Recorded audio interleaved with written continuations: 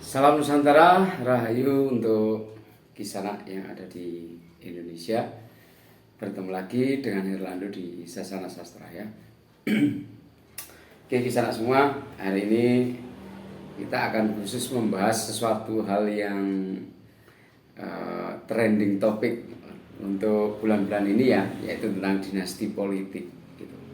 Nah di sini saya tidak akan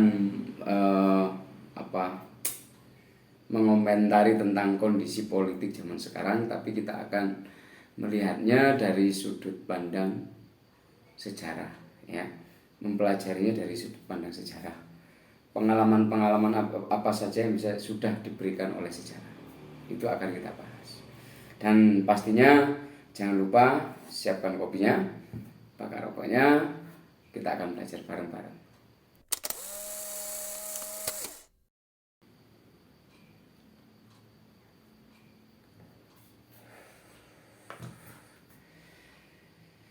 Tentunya kalau kita masyarakat Indonesia mendengar yang namanya dinasti politik ya, itu tidak lepas dari trah gitu ya. Jadi masyarakat kita itu seringkali sangat terkesan ya kan, sangat mengagung-agungkan seseorang yang dianggap memiliki trah orang besar tertentu seperti itu ya. Jadi kebanyakan ya kan dari masyarakat kita selalu mengatakan kalau dia lahir dari keturunan atau dari trah orang besar ini, pasti dia memiliki kebaikan seperti itu. Dan ini seringkali kita dengar di masyarakat kita ya, Kisanak semua, dan juga tidak perlu kita ingkari juga ya, bahwa ini sudah begitu membudaya gitu. Nah, padahal kalau kita lihat ya, istilahnya gini, tidak tentu ya, bukan nggak mesti ya, nggak mesti bahwa seseorang yang dari trah tertentu, dari kelahiran atau orang besar tertentu, akhirnya dia akan menjadi orang yang bertanggung jawab ya, orang yang baik seperti itu. Nah dari kata-kata trah ini ya, yang melahirkan dinasti-dinasti gitu ya, karena sekarang yang paling viral dinasti politik gitu ya. Nah orang kalau bahasa Jawanya itu kita menganggap tetesing puspo rembesing madu. Jadi ungkapan ini dalam bahasa Jawa selalu diberikan kepada seseorang yang memiliki trah tertentu atau dia dari keturunan orang besar tertentu ya. Nah sekali lagi kalau kita lihat dari sudut pandang sejarah ya, sebuah pengalaman yang bisa kita lihat dari sejarah bahwa tidak semua orang yang lahir dari trah tertentu atau keturunan tertentu itu pasti bisa bertanggung jawab terhadap apa yang diembannya, atau istilahnya paling tidak dia baik, menjadi orang yang baik, menjadi orang yang luhur. Belum tentu seperti itu ya. Walaupun di sejarah kita pun juga diberikan contoh-contoh orang dari banyak sekali ya gitu, dari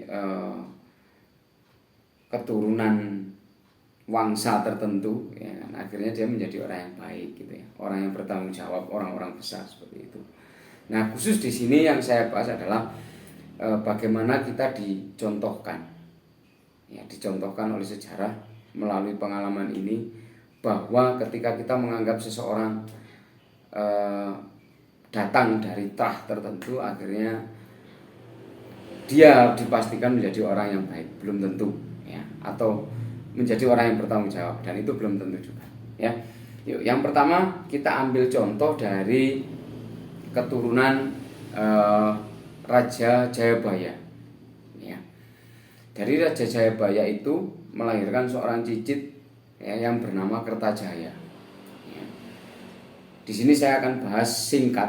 Nanti kalau Kisanak semua pengen tahu tentang bagaimana Raja Kertajaya, nanti bisa cari di sumber di YouTube maupun di manapun bisa ya. Nah, singkat ceritanya Raja Kertajaya ini adalah seorang raja yang lalu ya. Padahal kalau kita lihat dia lahir dari Trah atau keturunan orang besar semacam Prabu Jayabaya ya, dari Panjalu. Nah, Raja Kertajaya sendiri bahkan dia menganggap dirinya adalah seorang dewa. Saya adalah seorang Tuhan gitu ya. Bahkan sampai para resi ya, para biksu yang dulu berada di wilayah Panjalu itu pun dilarang untuk menyembah Tuhan gitu kan. Sudah, nggak usah sembah Tuhan, sembah saja saya, seperti itu. Dan akhirnya dengan kelalimannya itu ya, dengan kejahatannya itu, akhirnya dia kalah dengan seorang tokoh yang bernama Kenanggro atau Sri Rangga Rajasa Bathara Sang Amurwabumi ya. Akhirnya beliau pun ya, Sri Raja Kertajaya ini akhirnya ya mampu dikalahkan. Dan ini satu contoh yang nyata bahwa ketika seseorang yang lahir dari Trah tertentu ya, itu belum tentu juga menjadi seseorang yang mampu bertanggung jawab atas bangsa dan negara yang diembannya. Contoh Prabu Kertajaya ini, gitu ya. Nah sekarang yang kedua, ya ini orangnya umurnya lebih muda, ini ya. Ya umurnya lebih muda, beliau dijuluki Bajang Ratu, ya. Dia adalah sang Raja Jayanegara, keturunan pertama daripada Raden Wijaya sendiri, pendiri Majapahit. Ya, bagaimana kalau kita lihat di dalam sejarah bahwa Raja Jayanegara ini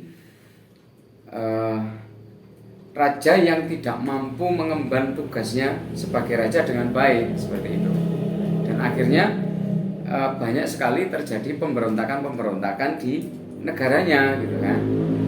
Seperti halnya pemberontakan Rakuti, kemudian pemberontakan Nampi, ya banyak sekali yang akhirnya menjadikan kerajaan Majapahit itu menjadi kerajaan yang atau negara yang carut marut.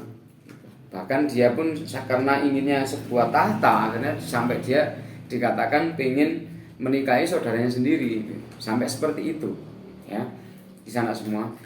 Ini perlu kita lihat bahwa pengalaman yang ada di dalam sejarah sendiri, ya, itu sudah mencontohkan kepada kita, ya, keturunan awalnya dari Raden Wijaya yang begitu baik, ya, yang begitu agung, akhirnya menurun kepada anaknya Jayanegara dan akhirnya menjadi sebuah negara yang carut marut, gitu. Negara yang tidak aman, banyak sekali pemberontakan. Mungkin kalau zaman sekarang banyak sekali demonstrasi gitu ya. Nah, sebenarnya dari pengalaman ini di sana semua ya, yang bisa kita ambil dari sejarah dan kita para pendahulu bangsa pernah mengatakan ya, Bung Karno jangan sekali-sekali meninggalkan sejarah. Nah, inilah yang wajib kita pakai gitu ya. Bahwa sebenarnya pembelajaran ini apa sih yang bisa kita jadikan istilahnya pembelajaran untuk kita dari pelajaran sejarah itu, gitu kan? Yang pertama, kita jangan selalu ya kan melulu melihat seseorang itu dari sudut pandang Trah, ya, dari kelahiran tertentu pasti akan menjadikan dia orang-orang yang baik, ya. Tapi nilailah dia secara objektif, ya, dengan apa yang dia lakukan, ya, dengan apa pengalaman-pengalaman dia, gitu. Jadi kita nggak perlu menilai seseorang hanya dari Trah, ya. Walaupun bukan dari Trah tertentu, kalau memang dia dididik secara baik, diberikan pembelajaran secara baik oleh orang tuanya pun, ya dia akan menjadi orang yang baik juga gitu, bukan orang yang keliru gitu ya. Nah, ini yang perlu kita garis bawahi bersama Kisanak semua ya, bahwa ketika kita menilai seseorang itu jangan hanya dari bajunya ya. Apalagi kita di tradisi Jawa, budaya Jawa mengenal yang namanya ungkapan jalmo datan kena kiniro ya, atau kalau dalam bahasa Inggrisnya itu adalah don't judge the book by its cover gitu ya. Ya, jangan melihat seseorang dari luarnya ya. Kita nggak bisa menilai seseorang gitu kan, tapi kita bisa menilai seseorang dari perilaku apa yang dia lakukan sehari-hari ya. Bahwa ketika seseorang menggunakan pakaiannya secara baik, berdasi, berjas ya kan, dengan parlentenya seperti itu, belum tentu juga dia orang baik, siapa tahu dia koruptor seperti itu ya. Nah, dari sini Kisanak semua yuk kita ambil ya kan, kita jadikan sejarah ini sebagai pembelajaran kita bersama, bahwa kita jangan menilai seseorang hanya dari luarnya ya. Kita diajarkan oleh para leluhur kita untuk melihat seseorang itu dari katanya dari bibit, bobot, dan bebet gitu. Nah, kalau bibitnya baik, bobotnya gimana, bebetnya gimana kan gitu ya. Bisa jadi bibitnya baik, belum tentu bobot dan bebetnya seperti itu. Nah, untuk itu ketiga-tiganya ini yuk kita jadikan pedoman kita, apalagi dalam memilih seseorang pemimpin ya. Pandanglah seseorang itu dari apa yang dia lakukan ya. Jangan, sekali lagi, jangan hanya berdasarkan trah keturunan tertentu. Saya Herlando, akhir kata, salam Nusantara, Rahayu.